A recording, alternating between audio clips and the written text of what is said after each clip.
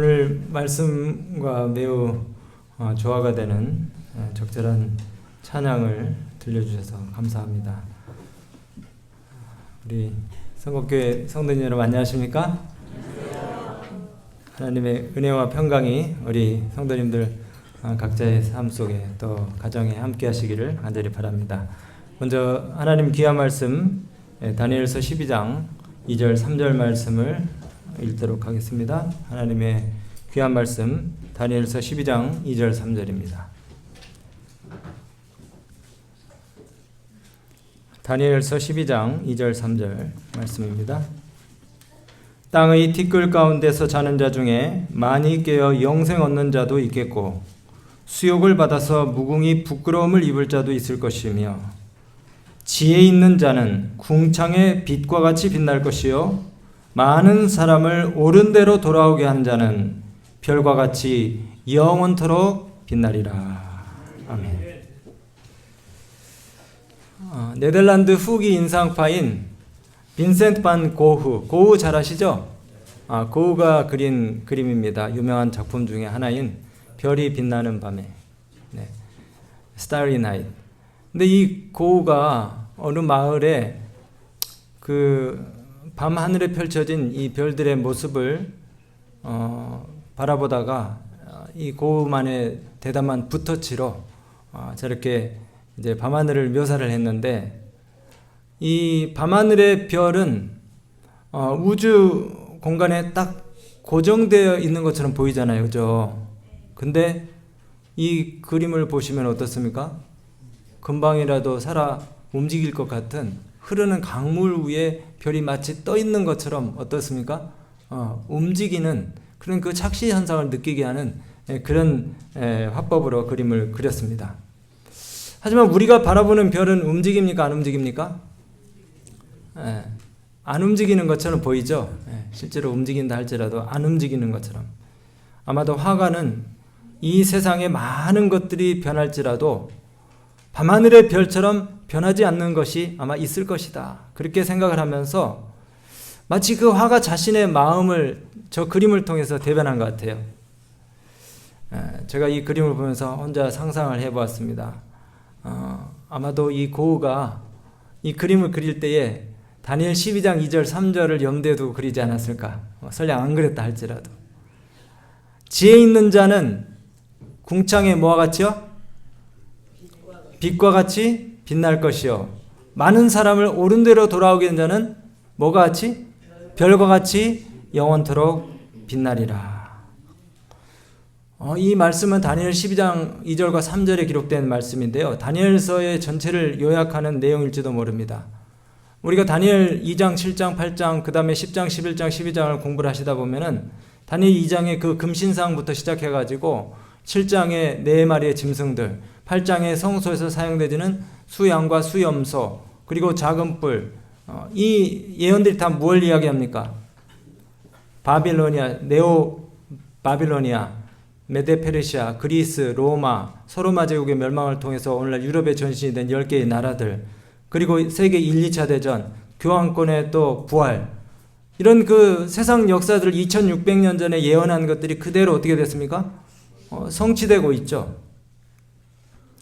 이렇게 이 다니엘서에 나타난 인류의 역사를 예언과 상징이라고 하는 아주 차갑고 무거운 어조로 전달하고 있는데 대부분의 내용이 제국의 흥망성쇠와 관련된 10개의 나라들 그리고 또 여러 민족들과의 분쟁을 이야기하고 있습니다. 전쟁과 다툼. 이 소용돌이치는 이 역사의 무대 속에서 거대한 제국도 순식간에 사라지는 판에 여러분 한 개인의 운명이란 정말 헤아릴 수조차 없는 하찮은 것에 불과하다는 것입니다.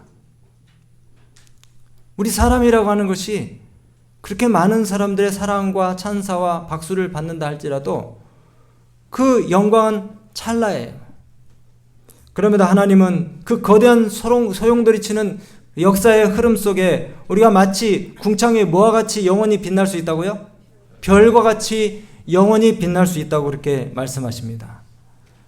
여러분 오늘날 우크라이나와 러시아의 전쟁을 우리가 보면서 그 전쟁에서 죽어가는 수많은 군인들의 안타까운 그 목숨에 대해서 사람들이 눈 하나 깜짝합니까? 안 합니까? 그 부모들은 정말 안타까워하고 정말 심장이 터지는 듯한 고통 가운데 있어도 그와 관련되지 않은 우리들은 어떻습니까? 그 수많은 청년들이 전장에서 죽어가는데도 눈 하나 끔찍해 안 해요? 하지 않습니다. 계속해서 지금도 드론과 미사일을 상대 진영으로 쏘아 올리면서 또 그 연령이 앳된 젊은이들을 징집해가지고 줄기차게 전선으로 젊은이들을 보내고 있습니다. 이 사지로 내몰리는 앳된 청년들, 우리 군대가 있는 아들보다도 더 어린 소년들을 보면서 정말 그 마음으로, 아니 진짜 실제로 이 벌을 타고 흘러내린 뜨거운 눈물을 흘려줄 사람이 얼마나 되냐 이거예요. 자기가 원하지도 않는 나라에서 자기가 원하지도 않는데 태어나가지고 청춘을 꽃 피워보기도 전에 총알이 빗발치는 전선으로 보내주는 이 청년들의 안타까움을, 여러분 지금 우크라이나는요 남자가 없대요. 60세까지 다 징집을 해서 이제 보냈는데도, 60세면 저도 해당됩니다. 60세 이제 3년만 지나야지 제가 안 끌려갈 텐데. 이 보세요. 러시아도 마찬가지입니다. 지금 성장하는 아이들 다 징집해가지고 그 정식 병사들은 120만 원 준다는데요. 정식 병사 아니고 있잖아요. 소년병들, 청년들 이렇게 징집해가지고 보낼 때는 3만 원씩 준대요. 한 달에 3만 원. 목숨값이 한 달에 3만 원입니다. 아, 우리 여기 건호랑 윤호랑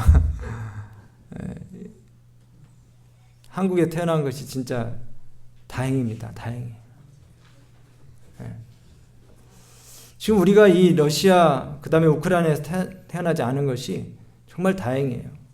우리에게도 얼마든지 닥칠 수 있는 참혹한 역사가 이 다니엘서가 보여준 예언의 전말인 것입니다.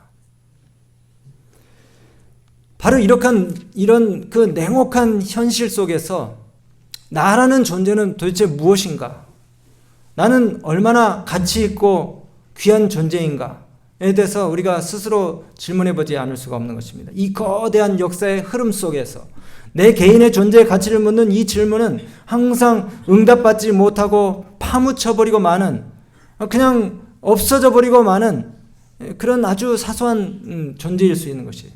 여러분, 근데 하나님께서 우리 사소한 존재에 대해 우리 스스로에게 질문에 대한 대답을 듣기를 원하시는 것입니다.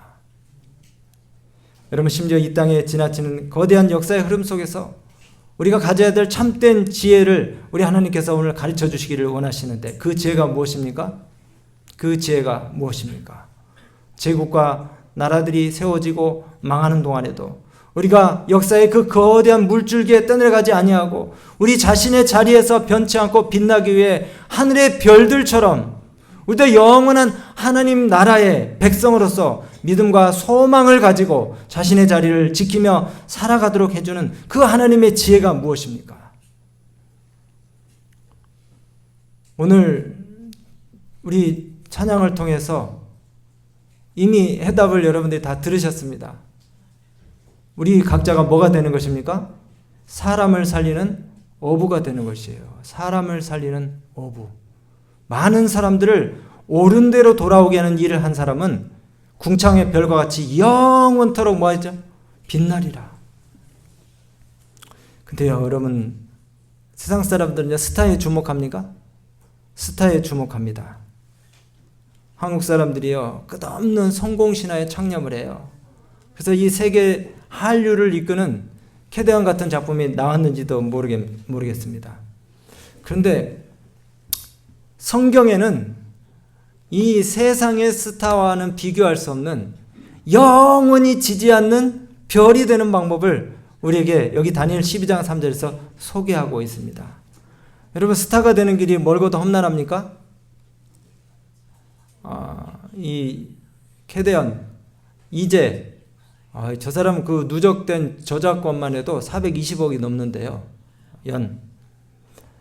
근데 이 그 가수가 보니까 이렇게 빛나는 그 스타가 되기 전까지 십수년의 아주 고생스러운 연습생 생활을 지냈더라고요. 아이돌 무명 시절을. 그럼에도 불구하고 우리는 보장이 되지 않는 그런 그 스타의 길을 가기를 원합니다. 대중의 사랑과 영예를 받는 스타, 사람들이 우러는 스타, 뭐 연예인뿐만이 아니고 학문적인 영웅, 정치적인 스타, 경제적인 스타, 심지어는 종교 내에도 스타를 꿈꾸는 사람도 있을까요?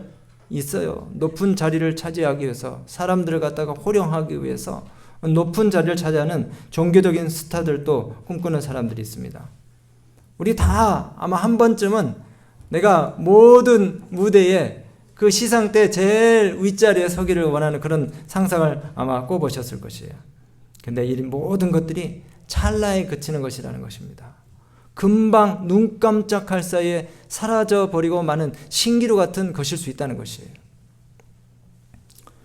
오늘 다시 말씀드리지만 다니엘 12장 3절에 영원히 지지 않는 빛나는 별이 되는 비결을 오늘 여러분들 마음 가운데 꼭 갖고 가시게 되기를 간절히 바랍니다.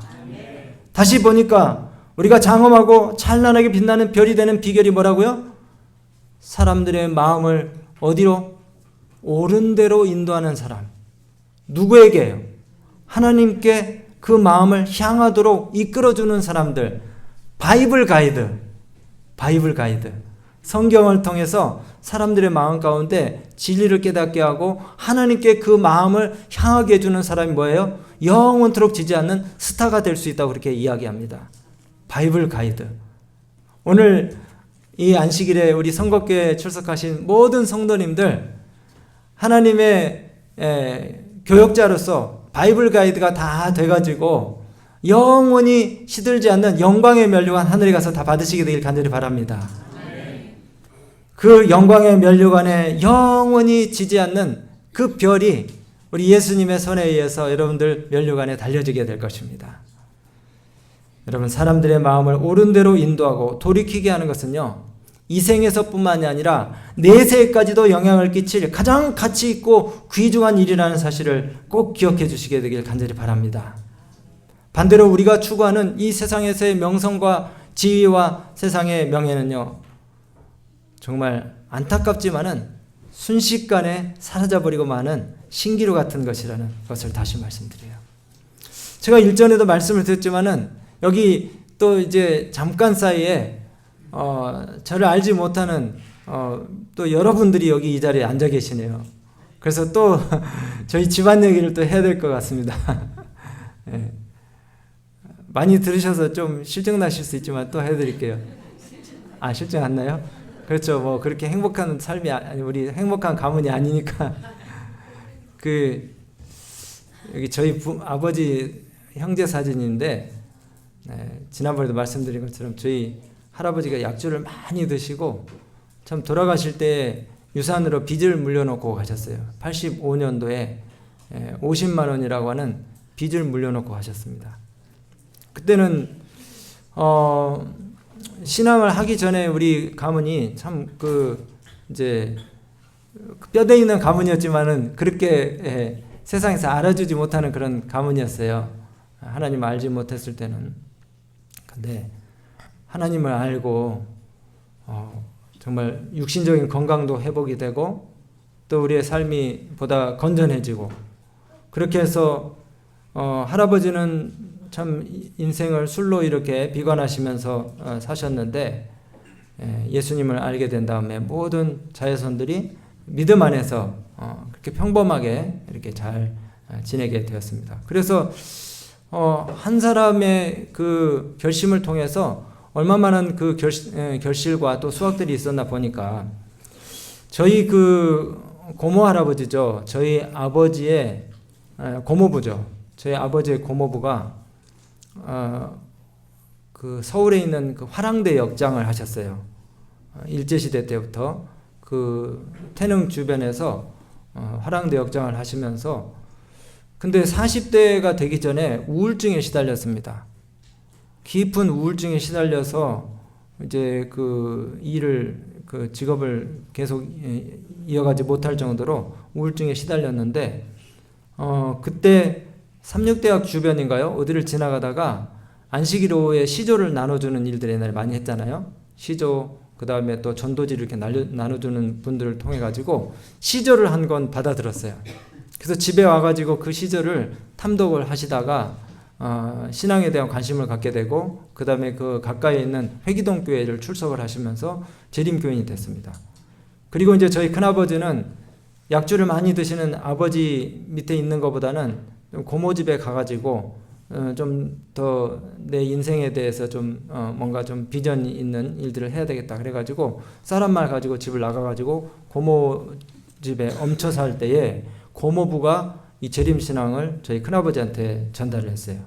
그리고 이제 저희 큰아버지는 경영학과를 나왔지만은 신학을 공부하기 위해서 삼육대 신학을 가셔가지고 목회자가 되신 다음에 저희 아버지한테 신학을 전수받고, 또 저희 아버지는 저희 어머니, 시집온 저희 어머니한테 또 신앙을 전하시고, 저희 어머니는 우리 자녀들 그리고 또 외갓집 식구들을 전도를 했습니다. 그래서 이렇게 세보니까 우리 집안에 20명, 큰 집에 또 한 20명, 또 외갓집에 한 20명 해서 한 60여 명의 사람들이 예수님을 알게 됐어요. 놀랍지 않습니까? 한 사람이 우울증으로 시달리다가 예수님을 알게 돼서 그 복음의 씨앗이 여기저기 막 뿌려져 가지고 60여 명의 그 자녀손들이 예수님을 알게 되고, 참 우리가 뭐 세상 사람들이 알아주지는 않지만 그러나 늘 감사하면서 평범하지만은 그러나 만족하게 그렇게 생활하고 있어요. 많은 사람을 옳은 대로 돌아오게 하는 자는 별과 같이 뭐라고요? 영원토록 빛나리라고 말씀하셨는데, 우리도 그 일을 하게 될 때에 세상에서 우리가 가진 그 직업이 직업이 우리에게 가져다 줄 수 없는 놀라운 보람과 만족과 가치를 우리가 발견하게 되는 것입니다. 여러분 그래서 그 조셉 키더라고 하는 그 앤드루스의 박사님이 여러 연구를 통해서 어떻게 사람들이 예수님을 받아들이고 영접하는지에 대한 그 통로를 갖다가 이제 연구를 이렇게 해봤는데 보니까 제발로 교회를 들어오는 사람들은 한 5% 정도 되고요. 그 다음에 또 목회자의 전도를 통해서 교회를 들어오는 사람 5%, 또 방문을 통해서 교회에 들어오는 사람도 역시 5%, 뭐 이렇게 쭉 했는데 가장 효과적인 전도 방법이 뭔가 봤더니 여기 친구, 친척, 가족을 통한 전도, 관계 전도를 통해서 이 신앙 안으로, 교회 안으로 들어오는 사람들이 가장 많다는 것입니다. 몇 퍼센트입니까? 맨 밑에 보니까 70%에서 95% 정도 돼요. 그래서 우리가 전도를 해야 된다고 할 때에 멀리 있는 사람 생각하지 마시고 가장 가까이 있는 누구부터 우리가 좀 챙겨야 될까요? 네, 가족들, 내 자녀들, 그 다음에 우리 남편, 아내, 그 다음에 친정 식구들, 시댁 식구들 쭉 한번 생각을 해보시면서 내가 올해는 진짜 한 사람이라도 우리 예수님께 전도하고 인도를 해야 되겠다 하는 그런 결심들을 한번 좀 가져보시게 되길 바랍니다. 근데 이 전도가요, 아주 어렵고 힘들고 또 내가 이게 손해보는 일같이 그렇게 생각이 되지만요, 전도만큼 우리의 마음 가운데 기쁨을 가져다 주는 일이 없어요. 전도만큼 보람과 가치를 느끼게 해주는 일이 없습니다. 저도 이제 작년에 선교부에 들어가지고 이제 지역교회를 맡지 않기 때문에 내가 이렇게 맨날 전도를 해야 된다고 말만 하고 다녀서 이렇게 실증적으로 소개할 수 있는 경험이 없이 무슨 힘이 있겠는가 해서 기도를 했거든요. 그랬더니 오래전에 전에 섬겼던 그 교회에 어떤 그 학생의 어머니가 생각이 났어요. 그래서 그 어머니한테 제가 두 어머니인데 전화를 해가지고 뜬금없이 전화를 해가지고 안부를 묻고 그 다음에 그분들한테 시조와 가정광을 보내드리겠다고 주소를 말씀 좀 해달라 그랬더니 그분들이 흔쾌히 수락을 하셔가지고 카톡으로 주소를 보내오셨어요. 그래서 그 주소로 시조와 가정광을 보내드리고 저는 이제 잊어버렸습니다. 까맣게 잊어버렸어요. 근데 몇 달 있다가 전화가 왔어요. 너무 감사하다고, 보답을 하겠다고 통장 계좌를 알려달라는 거예요. 교인도 아닌데 천주교 신자거든요. 천주교 신자. 그래서 왜 그러시냐고 그랬더니 뭐 무조건 불러달라는 거예요. 그래서 불러드렸더니 제가 시조 헌납한 액수의 2배를 돈을 보내오셨어요. 그냥 필요한 데 쓰라고. 근데 거기서 끝나야 되는데 또 연초가 됐는데 세뱃돈 비슷한 걸 또 보내셨어요. 계좌번호 한번 알려드렸더니 계속 보내시더라고요. 그래서 아니 이러지 마시라고 그랬더니 뭐 돈이 중요한 게 아니고 자기 개인 고민 이야기, 그 다음에 또 자기 그 자녀에 대한 이야기, 뭐 여러 가지 그 신변 잡기, 또 자기 생활과 자기 신변에 관한 여러 가지 이야기들을 하시면서 속마음을 털어놓는 거예요. 아, 그러면서 야, 참 전도가 재밌다. 이제 올해는 제가 그분한테 오늘의 신앙, 말씀의 향기 있잖아요. 그거를 그분한테 이제 같이 좀 읽자고 제가 제안을 드리려고 합니다. 천주교 신자인데 뭔가 그분이 좀 그 자기가 다니는 성당에 어느 누구와 조금 실망을 겪으시는 모양이에요. 그러면서 자기가 후원하던 그 뭐가 있었는데 그걸 그냥 목사님한테 돌린다고 그러면서 그렇게 보내는 것 같아요. 그래서 참 신기한 경험을 하는데 그것보다도 하여튼 그분이 자기의 그 사생활에 대해서 고민에 대해서 어려운 문제들에 대해서 이야기를 하고 저는 또 그 문제들을 위해서 간절히 기도해주고 그럴 때 또 더욱 고맙다고 이렇게 얘기하고 할 때 정말 영혼들을 옳은 대로 인도하라는 그 하나님의 이 명령을 순종하는 일이 얼마나 기쁘고 보람된 일인지를 확인하게 되었습니다. 우리 하나님께서 여러분 모두에게 그분께서 하라고 하신 그 일들을 할 수 있는 마음의 그 자발적인 동기와 또 결심들을 허락해 주시게 되기를 간절히 바랍니다. 예수님 이 땅에 오신 목적이 뭡니까? 누가복음 19장 10절을 보니까 뭐라고 했어요? 잃어버린 자를 찾아 구원하러 오셨다 그랬죠. 그리고 그분 안에 산다고 하는 자는 그분이 행하신 대로 뭐하는 자가 그분의 안에 산다고 하는 자라고 말한다 그랬습니까? 예수님이 하신 대로 똑같이 하는 자. 예수님이 어떻게 하셨다고요? 잃어버린 자를 찾아 구원하셨다고요. 우리도 그 일을 하면은 우리가 예수님 안에 산다고 말할 수 있겠습니까? 말할 수 있는 것입니다. 예수님이 하라고 하신 그 일을 하시게 되기를 간절히 바랍니다. 내게 주신 자 중에서 내가 하나라도 잃어버리지 않냐고 다 살리는 것이 예수님의 일이라고 그랬고 예수님 행하신 일인데 우리도 예수님의 제자라고 한다면은 예수님 하신 그 일을 해야 되지 않겠습니까? 근데 이 일을 하려면요 우리 마음 가운데 정말 주체할 수 없는 뜨거운 사랑이 넘쳐나야 됩니다. 그리고 사람에 대한 관심이 생겨야 돼요. 내 일에 매몰이 돼가지고 몰두가 돼가지고 다른 사람에 대한 관심이 없으면요 절대로 우리가 영혼권을 할 수가 없어요. 사람에 대한 관심과 애정과 예수님 보셨던 동정과 사랑이 우리 마음 가운데 넘쳐나게 될 때에 우리 주변에 있는 사람들이 그 감화를 입게 되는 것입니다. 오늘 저는 이제 말씀을 좀 정리해 가면서요. 여러분 그 전도는요. 어제도 말씀드린 것처럼 뿌리지 않고 갑자기 싹이 나고 열매가 나는 거 아닙니다. 농사의 비유를 하자면은 봄에 뭘 해야 됩니까? 객토를 하고 거기에 뭐를 뿌려야 됩니까? 씨를 뿌리고 그 다음에 그 씨에서 싹이 날 때에 잘 돌봐줘야 되는 것처럼 그 가을에 공중전도에 한번 그냥 뭐 사귐도 없는 사람을 뜬금없이 데리고 올 수는 없잖아요. 그죠? 1월달부터 2월달부터 내가 전도를 하려고 하는 그 분의 이름을 불러가면서 아침마다 헌신하고 기도하고 그 사람을 사랑하는 그 뜨거운 마음을 가지고 그 사람에게 뭡니까? 선물도 보내고 그 다음에 또 따뜻한 위로의 말도 하고 그 사람의 고민도 들어주고 이렇게 하면서 사람과 그 깊은 관계들을 유지를 하다가 그 다음에 이제 10월, 11월, 12월 교회에서 하는 그 공중전도에 우리가 데리고 올 수 있는 것이에요. 근데 아무런 나눔과 또 사귐과 배품도 하지 않고 누군가를 데리고 오는 것 이것처럼 힘든 일이 없습니다. 그러나 농사 원리에 입각해가지고 우리가 충분히 씨를 뿌리고 그 다음에 그것이 잘 성장해서 자라나도록 돌보고 이렇게 해서 영혼들을 관리하게 될 때에 하나님께 드릴 수 있는 마땅한 그 수확들을 우리가 드릴 수 있게 되는 것입니다. 제가 지난번에도 한번 말씀드렸는데요. 옥천이 있을 때 한 집사님으로부터, 서울에 있는 집사님으로부터 전화를 받았어요. 목사님, 그 교회 앞에 있는 아파트에 제 조카 며느리가 사는데 거기 좀 방문 좀 해주십시오. 그래서 이 목회자들은 그런 전화 받을 때가 제일 기쁘거든요. 집사님 전화해가지고 같이 방문 가자 그래서 갔더니 젊은 애기 엄마가 초인종 누르자마자 나오면서 그 뒤로 줄줄이 딸 3명이 따라 나오는 겁니다.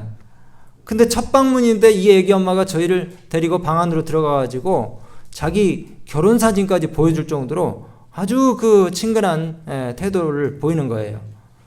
근데 왜 그렇게 이 엄마가 그렇게 우리한테 환대를 하고 또 친근한 이 태도를 보이나 했더니 이미 그분의 시이모님이, 서울에 있는 시이모님이 안식일 교인인데 이 조카 며느리를 갖다가 계속해서 보니까 사랑으로 돌보고 그 다음에 신앙에 대해서 이야기를 해주고 좋은 감화를 끼친 거예요. 그래서 제7일 안식일 예수님께 한 번도 가본 적은 없지만은 이 시이모님의 아름다운 7년 동안의 그 감화를 통해서 엄마의 마음이, 이 애기 엄마의 마음이 이미 녹아내린 겁니다. 그래가지고 그 주에 이 애기 엄마가 교회를 나왔고, 그 다음에 나온 첫날부터 점심 식사 마친 다음에 막 자기가 막 교회 식사당번이 해야 되는 설거지를 막 하고 그러더라고요.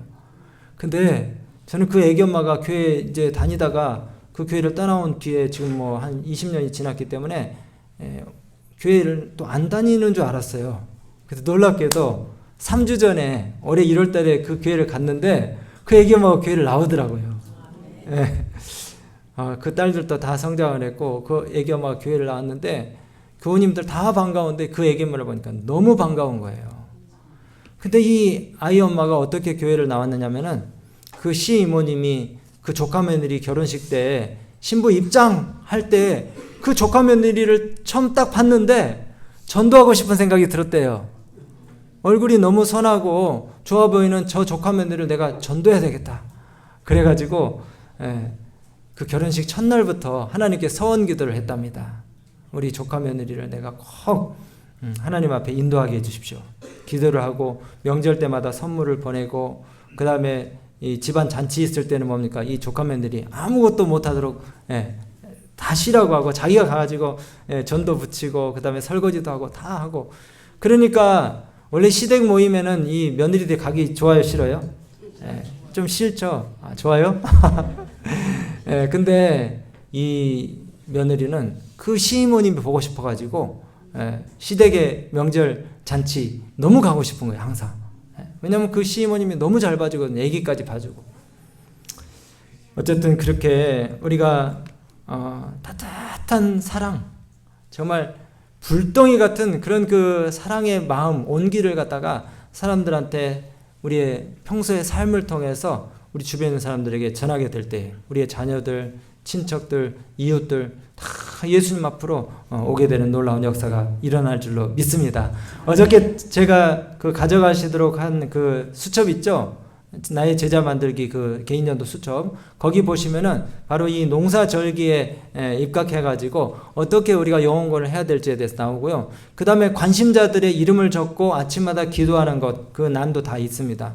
그리고 오늘 아침에 또 어제 소개시켜드린 그 기도에 들어오신 분들이 계시더라고요. 늦어도 괜찮으니까 내일 혹은 내일 모레 일주일에 한 번 혹은 2주에 한 번, 한 달에 한 번이라도 여러분들 그 기도에 들어오셔가지고 마음에 하나님께서 들려주시는 영혼권에 대한 책임감 또 의욕들을 마음에 꼭 담고 품게 되시게 되기를 간절히 바라고요. 그렇게 우리의 매일의 삶이 영혼들의 마음을 옳은 대로 인도하기 위해서 정말 애쓰는 그런 삶을 살게 될 때에 우리의 신앙이 한층 더 성장하고 마음의 보람과 기쁨과 감격이 넘치는 역동적인 신앙을 여러분들이 할 수 있게 될 거라고 저는 확신합니다. 하나님께서 우리 성국교회 모든 성도님들에게 그 같은 놀라운 경험들을 하실 수 있는 그런 축복 더하시게 되기를 간절히 바랍니다. 이제 마지막 한 가지만 말씀드릴게요. 여러분, 오늘 아침에 저희 그 기도회에서 읽었던 그 말씀 가운데 전도의 아주 귀한 방법이 소개되어 있는 것을 제가 보게 됐어요. 내일 아침 건가요? 이런 말씀이 있습니다. 우리는 모든 교제에 있어서 다른 사람들이 경험에는 인간의 눈에 가려진 면들이 있다는 사실을 기억해야 한다. 기억의 페이지에는 호기심 있는 사람들의 눈에 신비하게 가려져 있는 슬픈 역사들이 있다. 거기에는 어려운 환경에서 치르는 지루하고 고된 싸움, 아마도 날마다 용기와 확신과 믿음을 약화시키는 가정생활의 어려움이 기록되어 있을 것이다. 좀 이해하기가 조금 어려우시죠? 무슨 내용이냐면요, 사람들마다 다 삶에 어려움이 있습니까? 없습니까? 있어요. 여기 우리 교우님들 한 분 한 분 나오셔가지고 나 이런 어려움이 있어요. 그냥 딴 사람한테 얘기하지 마시고 여러분만 들으세요 하면서 나와서 한 분씩 얘기하라 그러면 오늘 여기 밤새도 다 못할 이야기들이 아마 나올 겁니다. 우리가 여기 지금 웃고 앉아있지만요, 다 마음에 또 인생의 큰 부담과 짐들이 있으실 겁니다. 근데 세상 사람들, 하나님 알지 못하는 사람들은 얼마나 더 할까요? 그죠? 자기 힘만 믿고 사는 세상 사람들 얼마나 더 할까요? 근데 그럼에도 불구하고 자기 약한 거를 드러냅니까? 안 드러냅니까? 전혀 내색하지 않으려고. 강한 척, 그리고 지혜로운 척, 힘 있는 척 합니다. 그렇게 사람들이 살지만은 사람들 마음속에 파고 들어가다 보면은요, 다 어려움이 있고 시름이 있고 문제가 있고 고민이 있어요. 근데 우리가 그 전도를 할 때에 내가 처음 딱 이렇게 전도할 때 잘 듣는 사람도 있지만은 잘 듣지 않는 사람도 많이 있어요, 없어요? 그래서 때로는요, 진짜 그냥 포기해버릴까? 네. 뭐 2년, 3년 공을 들였는데도 반응이 별로 없고 또 이렇게 거절도 자주 하고 이렇게 하면은 포기하고 싶은 생각이 들 때가 있어요. 근데 여러분, 하나님이 포기하시지 않는데 우리가 어떻게 포기할 수 있습니까? 네. 포기하지 않고 계속해서 그분에게 접근하다 보면 어떤 일이 벌어지냐면요, 이 사람이 자기가 하는 일이 막 승승장구하고 모든 것이 잘 될 때는 그 안식일 교인이 와가지고 예수님 믿어보십시오. 아니면 성경 공부할까요? 해도 들은 척만 하다가 이 사람의 생애에 위기가 와요. 리스크가 옵니다. 그러면은 평소에 아랑곳하지도 않던 이 사람이 갑자기 귀가 솔깃해지고 마음이 환기가 되면서, 그래, 그 진실한 그 재림교인 안식일 교인이 나에게 했던 얘기가 생각이 나는 거예요. 교회 한번 가볼까? 예수님 한번 믿어볼까? 진짜 예수님이 능력이 있는 분이고 나의 삶에 큰 도움이 될까? 이런 생각이 이제 들 수가 있어요. 그때에 뭡니까? 하나님 말씀을 펴서 마음에 용기를 주고 또 미래에 대한 소망과 확신을 심어줄 때에 놀라운 역사가 일어날 수 있다는 것입니다. 아까 뭐라 그랬습니까? 저희 고모부가 고모 할아버지가 뭐 때문에 시조를 받아들고 마음의 변화가 있었다고요? 우울증. 또 우리 큰아버지는요, 자기가 가장으로서 아버지 대신에 가정을 일으켜야 되겠다는 그런 책임감과 무거운 중압감을 가지고 그렇게 사는데 너무 힘들잖아요. 근데 그 고모부가 소개해준 예수님을 믿게 되니까 마음 가운데 평안이 오게 되는 것이에요. 그래서 자기만 믿는 것이 아니라 자녀들에게, 조카들에게, 동생에게 다 신앙을 전수하는 것입니다. 여기 있는 말씀이 그거거든요. 사람들이 커다란 인생의 장애물을 넣고 생의 싸움을 거듭하고 있는 동안에 마음에 정말 주체할 수 없는 큰 고난 앞에서 예수님이 소망이고 예수님이 살 길이라고 하는 그 진리를 갖다가 전파하는 재림교인의 말에 뭡니까? 귀를 기울일 때가 온다는 것입니다. 그래서 우리가 계속해서 전도하고자 하는 그 영혼의 이름을 불러가면서 아침마다 그분을 위해서 기도하고 그분의 필요를 살피고 그분이 어려움 당할 때 도움을 주고 또 사랑과 친절로 선행을 베풀면서 그분의 마음을 옳은 대로 돌아오게 하는 사람은 우리 주님께서 그분을 나중에 별과 같이 영원히 시들지 않는 면류관을 우리에게 씌워주실 것이라는 것입니다. 여기 있는 말씀 한번 읽어볼까요? 이스라엘의 여호와 하나님께서는 우리를 각각 살피시며 우리가 이 일에 있어서 신실한 일을 보신다. 영혼권이요. 그분은 우리가 영혼에 대한 부담을 가지고 우리의 심령에 이 부담을 가지고 있는지를 살펴보신다. 네, 여러분, 진정으로 거듭난 그리스도인이 마음 가운데 담을 수 있는 이 부담과 책임을 우리 각자의 마음 가운데 다 담게 되시기를 간절히 바랍니다. 그것은 뭡니까? 영혼을 주님께로 인도하고자 하는 책임감과 부담인 것입니다. 이 거룩한 부담을 오늘 아침에 우리 모두가 마음에 품게 되시기를 간절히 바라면서 말씀을 마치겠습니다.